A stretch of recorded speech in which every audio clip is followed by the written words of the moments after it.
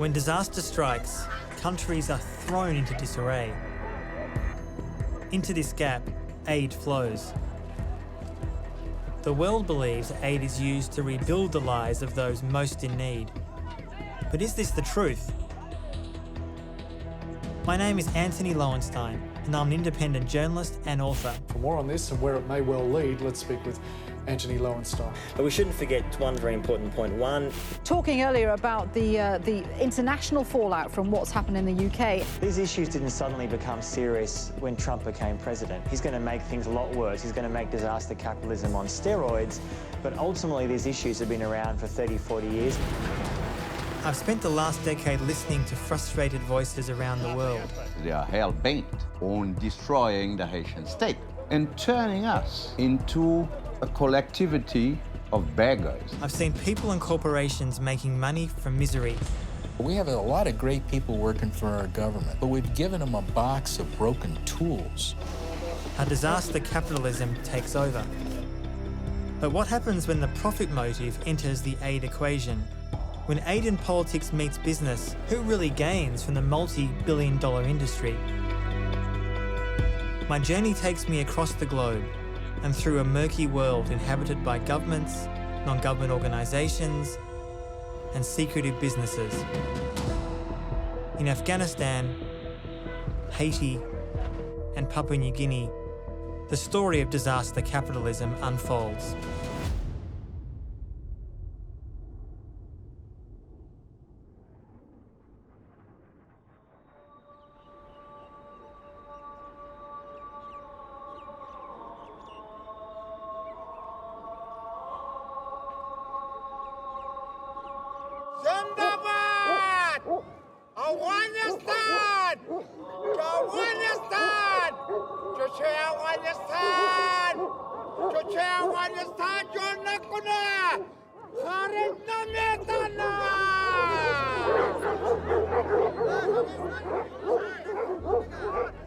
War has consumed Afghanistan for 40 years.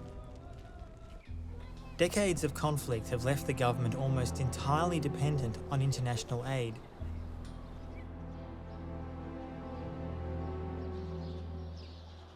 Washington has spent more on civilian aid to Afghanistan than was spent on rebuilding all of Europe after the Second World War, but with mixed results.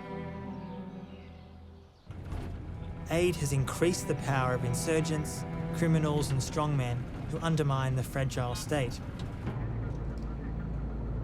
I arrived at a time of rising insecurity, wanting to find out if the nation's huge and largely untapped mineral resources could be the key to ending 4 decades of war in a country known as the graveyard of empires. In 2010, the US was hopeful that mining could be a source of income from an independent Afghanistan. The Afghan people, they have a source of indigenous wealth that, properly developed, will enable them to be sovereign. But it was not to be. در حالی که ما دادخواهی می‌کردیم روی از این موضوع که باید افغانستان یک دیدگاهی داشته باشه درباره معدن خود که چی رقم میره توسعه میدن. I met Thor Neureiter at the Natural Resources Monitoring Network meeting. As a founding member, he's teaching local Afghans across the country about how to exert mining rights in their communities. There's an intense struggle over the huge amount of untapped minerals in the ground. افریقا تقریبا 40 کال جنگ وکړ په دې موضوع په معدن باندې یو مملکت کې تنه 3 میلیون نفر مړه شوي د معدن په سر باندې. But Javid risks his own safety to advocate for vulnerable communities targeted for mining. We need to have a platform, to engage with government, do advocacy. For responsible, inclusive, and sustainable, transparent development of the natural resource sector is very, very critical for the future of Afghanistan.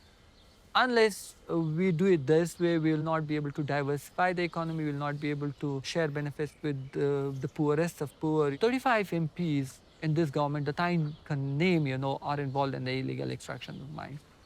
Ministers are involved, powerful generals are involved, police is involved in the illegal extraction. If the government does not intervene, we face a conflict. We'll transition from one conflict into another one. The Ainak mine is located in Logar province, the heart of the insurgency. I was instructed to wear the traditional shalwar kameez to blend in due to safety concerns from both the Taliban and police. The government confiscated the land of local people that belongs to the poorest of poor in the name of public interest, and then passes it on to a company that's here, to extract copper and make profit. You took somebody's land, you didn't pay them, you displaced them, you didn't consult them, you didn't give them employment, you stole their water, you kicked them out of their schools. What we brought to them? So Javi, tell me where exactly we're going. We are going towards Ainak, a village called Dawo, where the majority of the people who have been displaced live in this village. How close are we to the mine here? You see this mountain? That's the area where the copper mine is. The area is super insecure. Why? Because it's an insurgent area. You see this police point there? Yes. That was attacked so many times, They have lost so many men in that checkpoint. This one just here. Yeah. Travelling to what has been labelled the crown jewel of Afghanistan's economic gamble, it becomes clear that the stakes are even higher for the village elders we are about to meet. They see policemen as enemies now. There are 1,500 policemen guarding the whole area. These are all guys, deployed, to guard Ainak. So the situation is pretty grim. You'll see fear in their eyes. They're scared, that the outsider's coming and then talking to them. This may be passed on to either the government side or the insurgents. And the two sets of people will come and question them. It's brave, They're so frustrated that they want to take risk. They want the world to know, what they've been going through, what they have lost. Can you talk a little bit about the reality for your community here since the Chinese have wanted to come and mine copper from this area? اولم دغه چنان ته ویلو چې دا تاسو سوچ مد نظر ونه نیسئ نو تاسو به دا پروژه ناکامه او بیا به ناکام د سره کو خدای د تا کله د موږ ممانعت ګرځي وو ته دا کله یو باسه د تا دا کله ممانعت ګرځي هغه چې دا کله یو د موږ نور مشکل نشته ما ورته چې تاسو به موږ مکتبونه جوړو لیسې به جوړو د سیو شبخانه جمعه جوړو چې لازر نفر ظرفیت ولري فامیلی به یې غړ دلته تاسو او د تاسو بار کې به حساب خود څه ځوان د مکتویل چې به خيار مګم د سپاوا خو به لکه دا اوس مې تاسو درته ویل چې پروتوکول نه دا نور سره کوم شفای خبره نه کوم شاول په دې کمپنۍ باندې موږ ډیر خوشاله یو ولې ځکه چې دا کمپنۍ چې دا غونډه افغانستان ته سرمایه د رسیږي موږ له خپل وطنم تیریو لکوټې لابادیات چې چیر سو ورم کړه په خوشاله وو موږ شکایت کړی دا خو چا نه ده منلی ونې خلک ډېر موږ ته راغله عینکې په بچ کې وعدې را سره وکړه همداسې به هغه را سره خو دومره نتیجه ملاکه ورکړي ولا والي یې دروغجن وو ولا چینایي یې دروغجن وو ولا چې کرزي په ټول ولا دروغ را سره وکړ دوکه را سره ولا که نو اوسه پورې موږ چا پوښتنه کړې. If you could speak to the president of Afghanistan and the people who run the mine, what would you say to them now if they were sitting in this room? تاسو باید د دولت سره به ارتباط ډیر مینه منطقه دغه نه توپاک په میز در سره کینی دولت ارتباطات باید ولس سره ونیسي ولس څه مشکل لري چې بالکل تاسو د افغانستان نه موږ به یا پاکستان د یو بل خارج ملک ته بلاړ بسو کور را باندې اول څه تا باندې خپل کور ته باندې رانګ څه کوي ځان دی په خو بکې کنه او موږ یې د مجبور کړی چې هغه د څه توپاک بغاړه کې واچو د خبر باندې دا خلک بیا ځان نو قرباني و کا کوم نه اول په میز سره په میز نه کا بیا هم دغه عمل سره کیږي. These men are perilously close to joining the insurgency in an area barely an hour from Kabul. It reveals the dangers posed by the empty promises of the Afghan mining gamble, backed by both Western and Chinese money.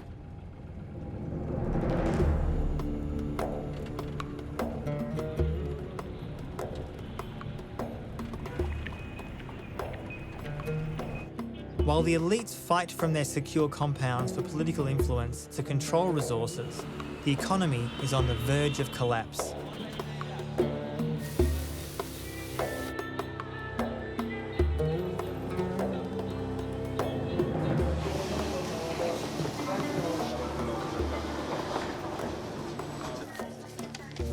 رئیس سابق در پیش از انتخابات خوب بود. مردم همیشه کل مردم ها در کار مشغول بود، مشکلات زیاد نبود. فعلا دیگه کم کار در تمام ولایات، حتی در خود کابل بسیار کم شده. مردم پریشان است، مردم بیش از که چی کنند. Why is the economy going so badly, do you think? مسئله است که باید از امنیت باشه. امنیت باشه کل مردم خوشحال باشن. امنیت که نباشه مردم در فکر پریشان زندگی میکنن. در افغانستان زندگی کردن نمیکنن. بسیار مشکلات اجتماعی زیاد است. My meeting with the money changer ended abruptly. The owner found our conversation too political. I headed to Bush's Market, named after President George W. Bush, as shops flourished there following the 2001 invasion, but where businesses are now struggling.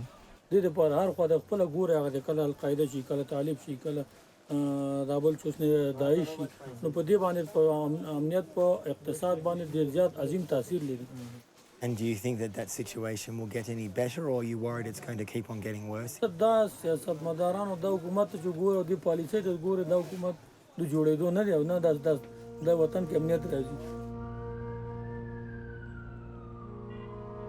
Living in Kabul since Taliban rule of the 1990s, Kate Clark of the Afghan Analyst Network has watched the shifting political landscape closely. It's obviously complicated, but what is your sense having been here for so many years? I actually think it's not an international problem anymore. It's an Afghan war now. Almost all the people fighting and dying are Afghan. The Afghan state has to get serious. The Afghan elites have to get serious. If you actually look at the problems Afghanistan faces, a very powerful insurgency, a dysfunctional state, failing economy, international donors about to walk away. I mean, the obvious reaction to that would be to have some sort of, to have a national unity government and actually face the problems. But actually, you're still, what we see is the elites are still sort of fighting over what they can make. It's a very, very short-term outlook. So what happens if these elites don't, in your mind, come to the party and realise the error of their ways? Afghanistan's been lucky that Daesh happened. That's made it more interesting for America in particular not to see the project fail. You mean the presence of ISIS in Afghanistan or the presence of ISIS in the region? No, the shock of seeing them take over Here? Mosul. No, Mosul in Iraq and parts of northern Syria. The thing is, if you talk to the elites, they all think the Americans are here forever. So there's a basic lack of seeing reality. I mean, up to now they've been right. Washington is weary of a war with ill-defined goals, and yet admitting defeat is unthinkable. Indefinite occupation is the result. The US openly talks about funding the ongoing US presence through the potentially lucrative mineral and resource trades, but it has already spent at least $500 million in failed attempts to kickstart the industry.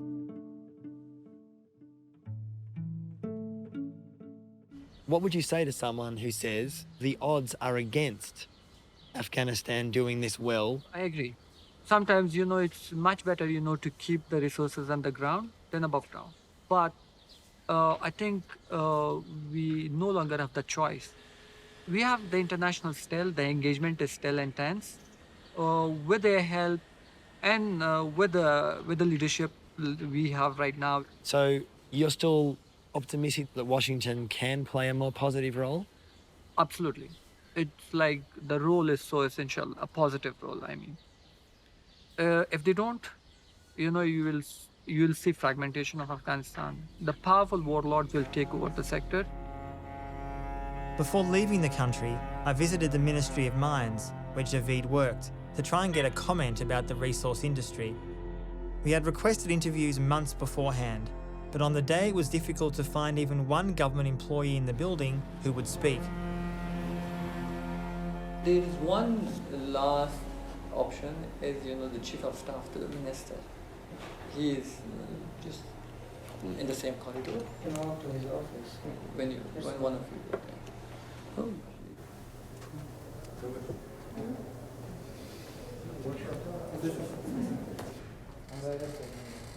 So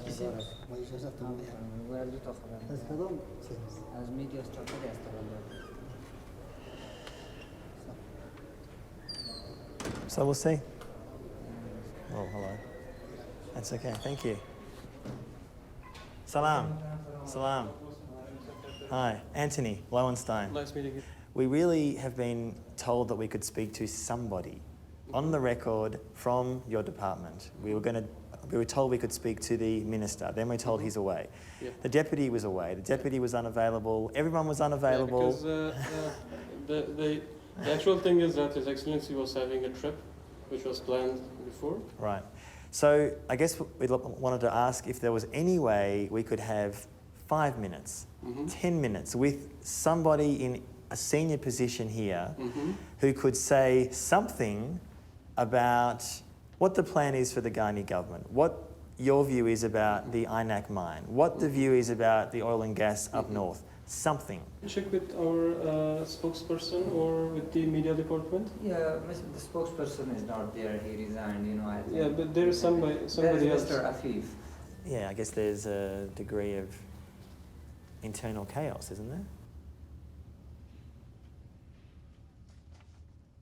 Unfortunately, arranging the interview is impossible for this week. It's fine. Thank you. Thanks. Thank you. The disarray of leadership and infighting for positions in the ministries that we've heard about throughout our trip to Afghanistan revealed itself in these offices. After increasingly heated words, we were told to leave the building. I realised the high stakes of gambling the country's mineral wealth when Javeed told me his fears. First, we don't know if we have $1 trillion worth of natural resources or not, because there are few mines which have been explored. Second, there's an oligarchy emerging, you know, to control the mining sector.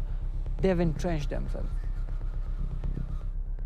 While $8 have flooded the country, Afghanistan has been plagued by corruption and fraud. The government has shown little success or willingness to tackle these issues.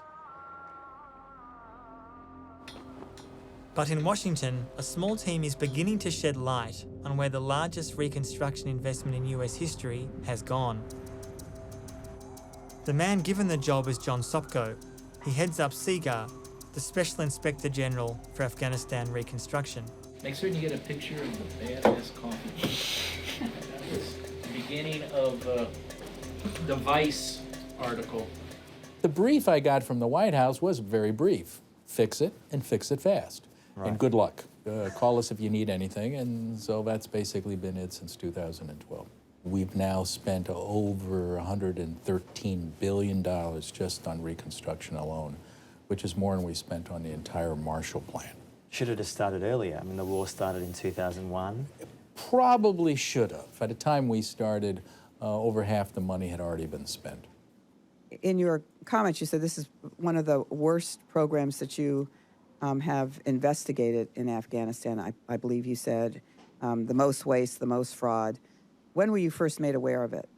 I think I started to hear complaints almost when I started the job 4 years ago. When we came out with our first audit, I believe, on the minerals section, and we did 2 audits on that. So it's been in our view for at least 2 or 3 years. When you go to Afghanistan, as you do, what do you hear? I've been going there now 4 years. I don't know how many times I've gone. I usually go every 3 months. The more I go there, the less of the country I can see because of the security situation. So you're staying in a bubble, like it gets smaller and smaller. Yes, the bubble is getting smaller. Should the US, as a global power, give aid at all to a country like Afghanistan? Seen often how that aid is misplaced, disappeared. Should the US give aid at all? Whether we give aid and how much we give is a decision made by the administration. It's made by Congress. Overall, I am a firm believer in foreign aid, strong supporter of humanitarian aid. Is Congress really set up, though, to bring accountability? It's hard. Our system of rewarding people is not geared to saving money. It takes too much time. It's easier to cut checks. I've had so many contracting officers and so many people come to me and say, I get my pay raise not on how successful the program is It's on how much money I put on contract. We have a broken system in rewarding people. We have a lot of great people working for our government over there, but we've given them a box of broken tools. How can huge amounts of aid be so badly mismanaged? I wanted to visit another country with deep US influence that had also experienced unaccountable aid. Only a few hours away from Washington is the Caribbean island of Haiti.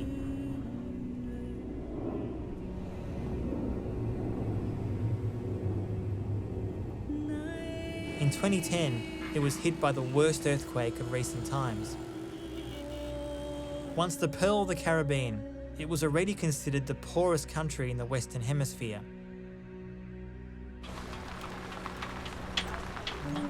The devastating earthquake of January 2010 was just the latest in a long list of catastrophes to strike the country. As the chaos, destruction and suffering took hold, aid groups and the international community flocked to help. UN troops came to support the relief effort, but tragically they also brought a deadly disease, cholera, which killed thousands of civilians. I came to investigate why billions of dollars of aid pledged since the earthquake had disappeared. How could so much money have so little effect?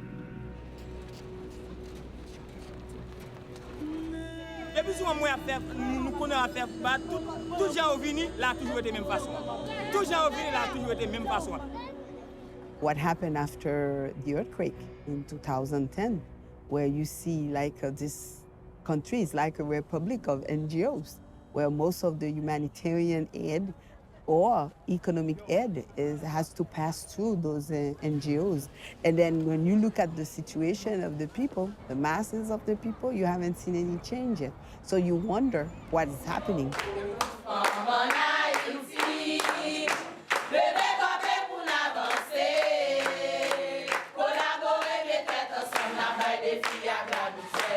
After the earthquake, did you or your family need any assistance from anybody because of the disaster? Oui, un peu d'assistance parce que nous tout est dans camp nous t'a vivre. Jusqu'à maintenant pas jamais gen moun qui pas besoin d'assistance. I first met Ruth doing outreach in a Port-au-Prince displacement camp offering help to victims of sexual violence, which spiked in these makeshift communities after the quake. En dans camp, là nous t'es arrivé dans camp. Bon, capable dire premier monde qui était rentré dans camp était moi-même. Moi j'étais seule, m'a fait 17 jours dans camp parce que ça pas facile pour moi. C'est l'autre premier petit moi donc c'est lui-même qui était obligé de rester parce que nous tout pas de suffisamment de côté pour nous tout les papiers nous seul côté nous obligé séparer. Donc c'est comme ça il t'a pas l'acheter et fritage pendant la nuit et puis vacabo Bougainville yo râler. M'était petit moi tout qui était censé et violé dans le camp. Nous étions là, nous avons dormi. C'est le après l'île. C'est le après l'île qu'on y a là même. Et puis lui-même, nous jouons une coule marée. Nous jouons une coule marée, en tortillé dans le fer, petit cabane dans le fer. Donc c'était la vie triste qu'elle était. Mais parce que moi-même, je n'ai pas assez de moyens. Et pour moi-même, pour me reprendre encore en bas, pour me et comme si papier même côté ensemble avec eux. Donc moi-même j'ai décidé de descendre en bas ici me faire une petite tente moi arrêter.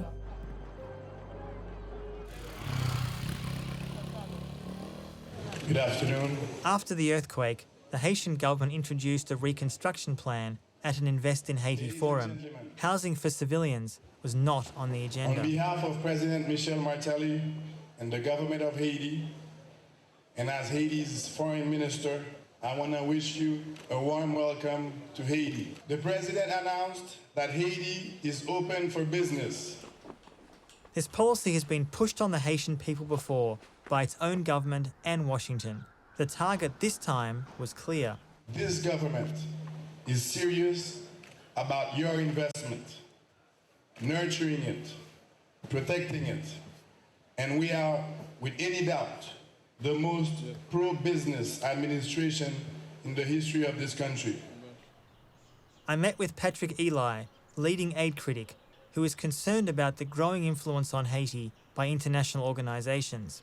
Explain to me a little bit about how the Haitian state has been so willing to both accept so much foreign aid and to say Haiti is, quote, open for business.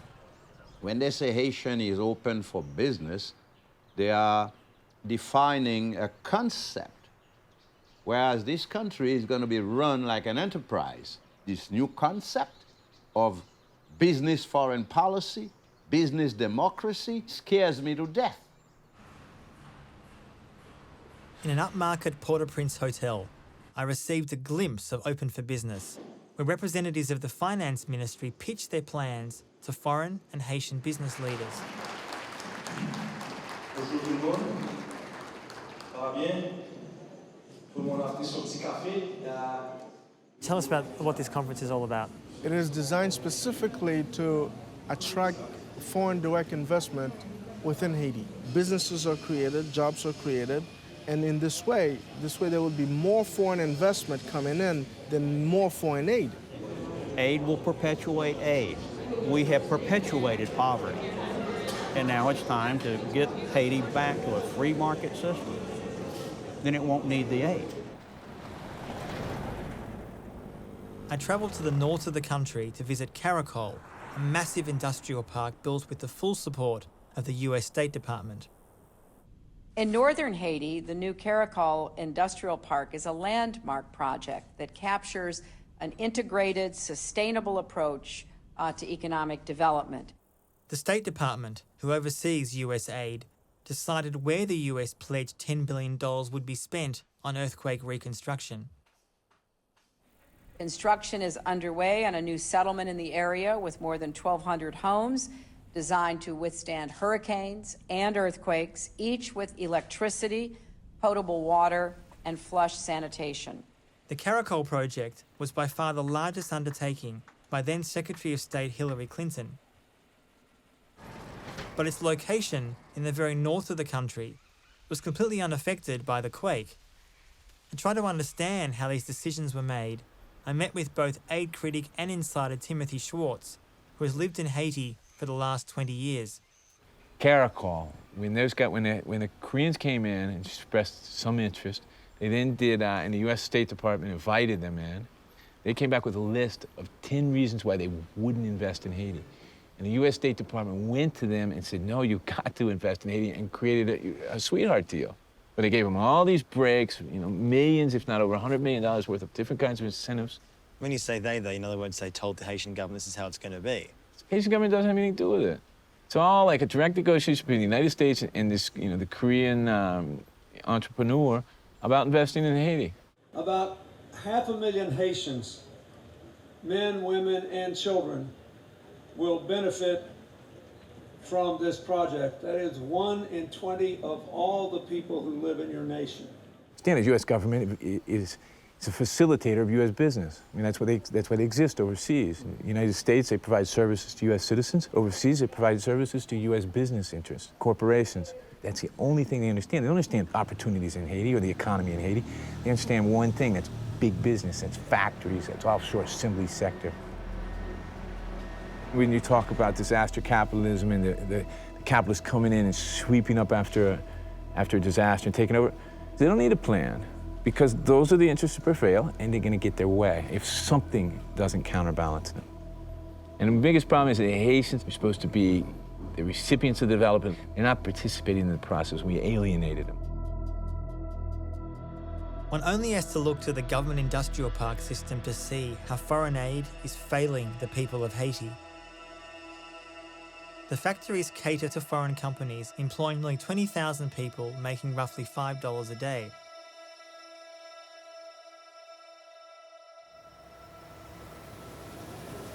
The large factories, they are creating jobs, but it does not have anything to do with local production, which brings more money than the foreign firms. And Haitian production will not move away, whereas factories who come, they can leave. Hans Garot, who was a recent recipient of the Entrepreneur of the Year award in Haiti, works in the garment industry and has strong views about flaws in the current development plan. It is clear that Caracol development has had the support, the financing, and the influence of the United States. The development that is brought in the industrial park, it's a pacifier for development, for real development. I dare any economist to show me one country that has developed itself with just industrial parks. So when someone like Bill Clinton comes to Haiti, inverted commas is helping Haiti, what do you respond to those kind of comments? There's a Haitian proverb that says, "Le zanmou bon choual ou pa ka di dan pourri." When a friend gives you a horse, you can say that the horse teeth are rotten. So this is what Clinton gives. We accept it. However, we can develop a plan to develop Haiti and create lucrative jobs and put an end to the poverty, the insulting poverty that we are living in Haiti. Ruth used to work in the industrial park system, but in the end, she refused the conditions of pay. Instead, she has done what so many other Haitians choose to do. She entered the informal economy. Nan business mwen, bon, takou mwen gen toal sa yo la, mesal yo la. Et donc, yon moun kapab vin la, li wè yon toal, li remen. Et puis, li fè m'pren mesure. Et puis, mwen koute li pou li. Mwen fè chemise, mwen pa fè pantalon. Mwen fè rad timoun an pil, bel rad timoun. Mwen ka fè sa. Même les m'pas vendre chaque jour, mais me fait plus. Me fait plus. Mais puis faut tout c'est les décembre avec l'école. Donc aujourd'hui on doit vendre. On doit vendre n'importe pour $100. Mais pour ça tout doit arrêter faire combien de jours là et pour ou on doit une fois petit gain bouton ou ravitailler ou quoi mon petit gain bouton mais c'est pas un gros bagage. Tell me a little bit about when you were working at the garment factory, what it was like for you, day-to-day life. Bon, c'est pas du tout facile du tout parce que leur travail sous courage blanc ou bien travail comme mal travail blanc lui-même, il fixé un prix pour payer sous courage port, c'est pas bon du tout parce que tarif qu'on va aller tellement haut ou pas capable de faire. When you hear the Haitian government saying that garment factories are one way to get this country on the right track, what do you think when you hear that? Toujours dit ça, mais il pas jamais vrai. Pour m'aller résolu pas vrai. Et mon nan li même salaire balia, donc il doit pas suffire, il pas suffit pour quantité de dépenses qu'il gagne pour le faire, surtout pour tap et puis nourriture. Ruth lives in one of the many slums in Haiti which dot the landscape of Port-au-Prince. They lack basic services like water, sewers, and electricity. The slums have existed for decades, but have ballooned after the earthquake. Zone son zone, moun la de na vivre, c'est très vulnérable. Oui, tant que là nous gen droit et ouais, y a ba un bagay dehors. Mais moun an da communauté ça pas bénéficier en. The displacement camps like La Piste, once home to 50,000 people, are being cleared by the government. The only housing construction projects are all linked to industrial parks, where people are expected to move and accept unlivable wages. The most notorious slum in Port-au-Prince began exactly the same way. Tell me the history of this place here in Haiti. Back in the 60s, the Haitian government started to have an industrialization project, started really to flock into this area. Nowadays, we have an estimated population around 350,000 people living in 24 different communes, neighborhoods. And it seems it's permanent. I mean, it's just not temporary. It's been here, as you said, it's developed over the years. I think it's people that decide for that. It's not us. If people are here and if they are not offered alternatives, I think that's what makes it permanent. Haiti as a nation seems destined to remain an American client state, where Walmart and Target make their cheap clothing. During my 2 visits there, I saw few positive changes and little interest by aid groups and the US government to fix the broken system of how they do business. When I left Haiti, its political instability was worsening and its future seemed destined to repeat the problems of the past. But Haitians are taking to the streets, frustrated with their government and the failures of the international community to help rebuild their broken country.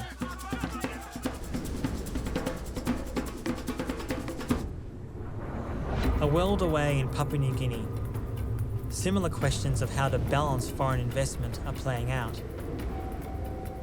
The country is Australia's closest neighbour, but remains invisible to most Australians.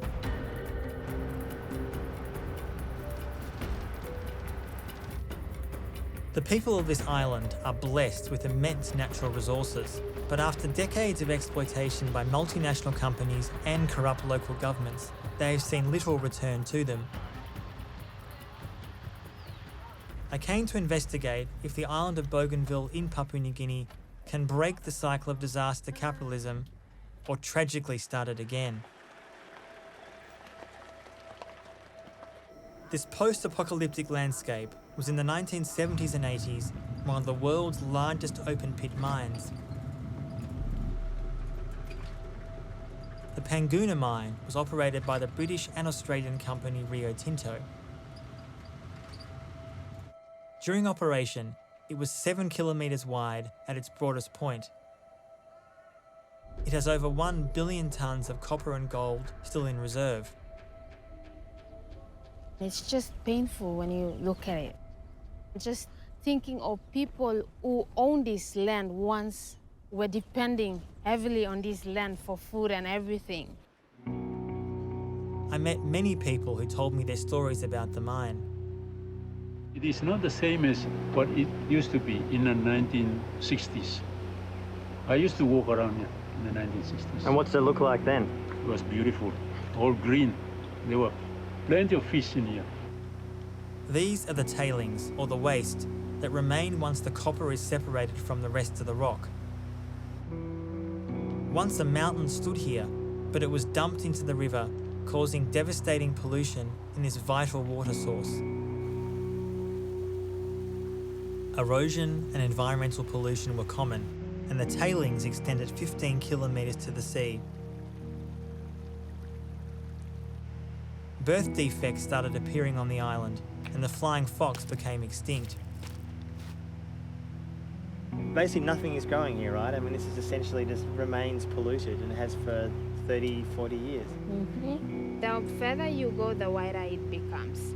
And it's much more serious. The destruction that the falling or the collapsing of the sandbag is causing down is much serious than this one. And no one is even concerned about the destruction that's taking place there. Bougainville is launching an international campaign to pressure the Australian and Papua New Guinean governments, along with mining company Rio Tinto, to take responsibility for the long-defunct Panguna copper and gold mine. Rio Tinto has recently walked away, insisting it has no legal responsibility to deal with the aftermath. I think there is no government concern about this area, but rather they're just talking about the reopening of the mine when who's concerned about is it that this place has to be fixed? I would love to see this place being brought back to that former glory in which it was. The historically destructive mining practices employed at Panguna caused a separatist revolution in the late 1980s, where the locals rose up against the polluting and human rights abusing facility. One of the reasons why we stood up against all odds, against the government company Australia, because Australia was financing and training the military forces of Papua New Guinea, that old system that subjugated my people had to be changed. A civil war was sparked, which killed an estimated 20,000 Bougainvillians out of a population of 200,000. Australia funded and armed Papua New Guinea on behalf of Rio Tinto to suppress the local insurgency. The rebellion won, but at a steep cost. I was seeing my people being tied with ropes on their feet and dragged along the road, and they died that way, burning villages when people were only wanting for the government and company at that time to listen to their grievances. All these actions can make a person, even a neutral person, take sides. In the history of Bougainville, the right to own mineral was stolen away from us in a colonial system.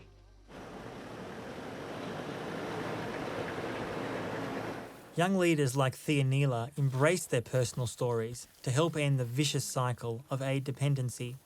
We are trying to bring healing to the traumatized people around us, because nobody here in Bougainville can deny that I'm not traumatized, because every one of us, we have our own story to tell because of the seriousness of the conflict that we went through.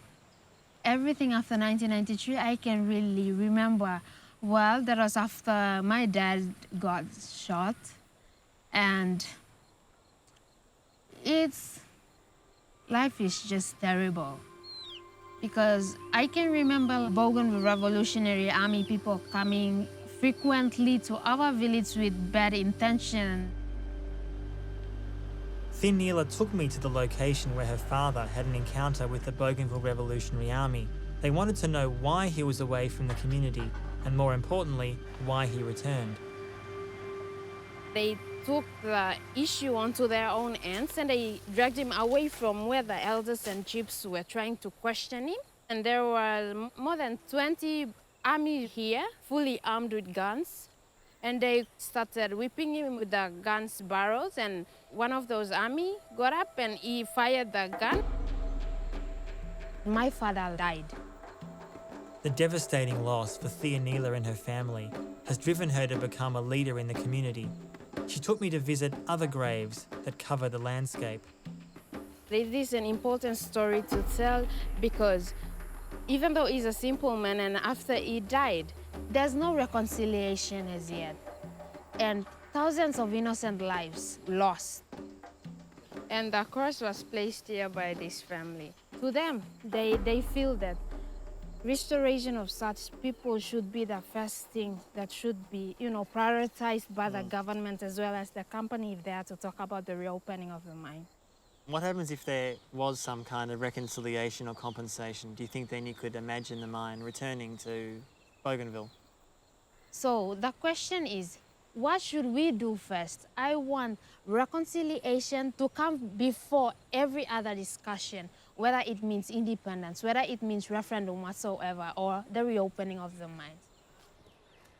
I met Thor Neureiter's sister and her family. They continue to live here in the shadow of the mine.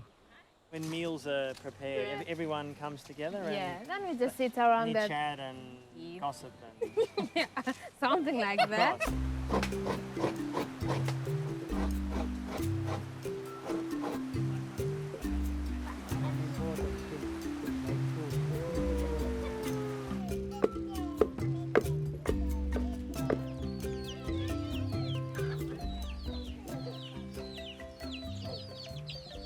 When the Papua mine started operating, what happened was we lost our identity.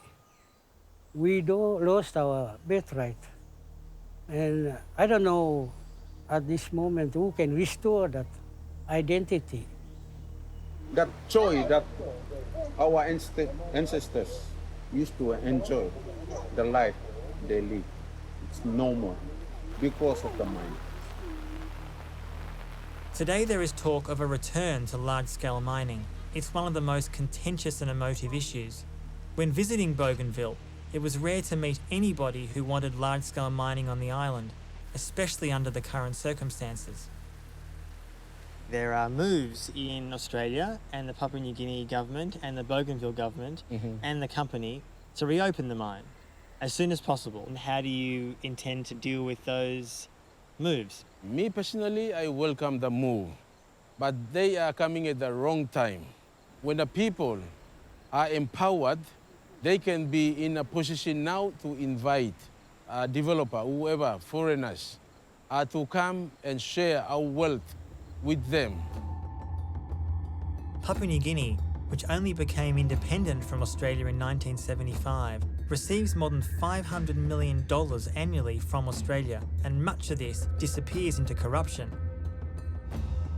Australia views this money as insurance against Papua New Guinea becoming a failed state on its doorstep. the mine's potential reopening renews old, unresolved conflicts. Australia was obviously very involved in the whole conflict. They supported the Papua New Guinea government, they supported the mining company. What do you think Australia's responsibility should be for Bougainville? They have obligation to this island, to the people of Bougainville. So we need to find ways in which we can bring about development so that people can realize finally what they fought for. I spoke with one of the few who supports the reopening of the mine. Lawrence Deviona is head of a landowners association. Yeah, the mine will have to reopen sometimes, down the line. But why? We are heading towards a referendum. Our government is trying to address the issue of being able to economically sustain itself as an independent country. As part of the peace process, Bougainville became a semi-autonomous state. A referendum vote for independence was planned by 2020, but Australia, Papua New Guinea and the Bougainville governments all tie allowing a vote to the mine's reopening. The few on the island that support the reopening, like Lawrence, present that same message. We are at present looking at homegrown mining law for the people of Bougainville, not law that is imposed from outside, and we do not want to repeat the past. One of the criticisms of your work has been that you are being paid by BCL, the mining company, and that your views are affected by those finances. I have always been very, very close to BCL, just to keep the relationship intact with Panguna landowners. The potential reopening of the mine has deeply divided the community. Some see it as the only way forward for economic independence. One of the strongest reasons that people who support the reopening of the mine, there's going to be an independence vote. Do you feel confident that Bougainville could survive without large-scale mining? The question that you have asked is one of the most serious questions, and I, for one, I am so much concerned because we are at the crossroad in a sense that our leaders are trying to establish a foundation for an independent Bougainville. We just need to rehabilitate people in a way that they can create market at the community level as well as Bougainville as a whole.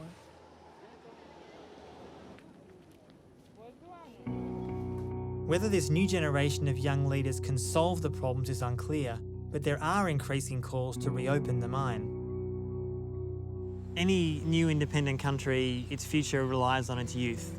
Where do you see yourself in 10 years? I would like to further my studies later on into taking legal studies. I see myself more as a social worker and a community builder at a family level.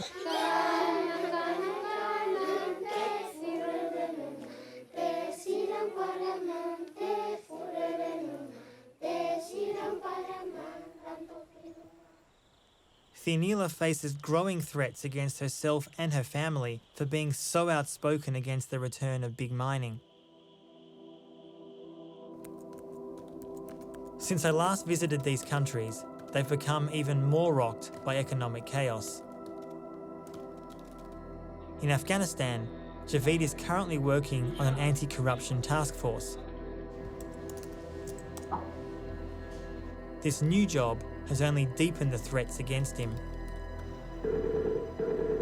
I received many messages from him about the deteriorating situation in Afghanistan. Tell me a little bit about why you increasingly are worried about your personal safety. Because now I see government officials, kind of looking for me. Because, I'm encroaching on the areas of operation where they're illegally involved in extraction and, revenue generation. What do you say to your family about your personal safety issues? Do you talk about it with them? Do they have any idea? Do you keep them in the dark for their own protection? I have so far kept them in the dark. Yeah. And they have no idea. In Haiti, natural disasters batter the country, while long-delayed elections have brought a new leader. He's promised to bring all foreign spending under the control of government supervision, but to date, little has changed. Engagement pour mon travail à tout haïtien, main en main. pour nous mettre pays sur route l'ordre, discipline et progrès tout bon vrai. We need better watchdogs to oversee aid. John Sopko and his Seaguar team continue to report on Afghanistan, but with mixed success. President Trump has reopened a tantalising prospect, exploiting Afghanistan's vast mineral wealth, with the figure of $1 trillion circulating again in Washington. These countries are stark reminders of how the current system is failing. Can we turn the story of aid and disaster capitalism around? The promise is in local people. They need a bigger voice in decision-making about how aid is directed. Donors must avoid wasting obscene amounts of money, not facilitate corruption, and make aid a pathway to real independence.